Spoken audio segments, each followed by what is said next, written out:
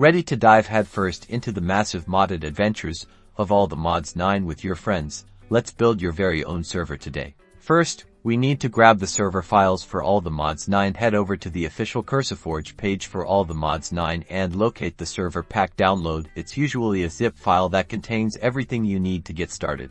Once downloaded, create a new folder on your computer, ideally on your main drive, and name it something clear like ATM9 server. Now, extract the contents of that zip file directly into this newly created server folder.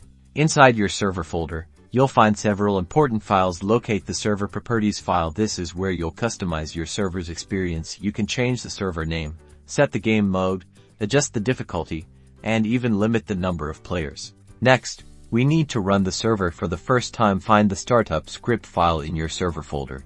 It's usually a bat file on Windows or sh file on Linux. Double-click this file to launch the server. The first launch may take a little longer as it generates all the necessary world files and prepares the mod pack. With the server running, it's time to connect. Open your Minecraft launcher, select the All the Mods 9 profile, and launch the game. In the main menu, click Multiplayer, then Add Server. Enter a name for your server, and for the server address, you'll typically use localhost if you're connecting from the same computer, or your local network IP address if you're connecting from another machine on your home network.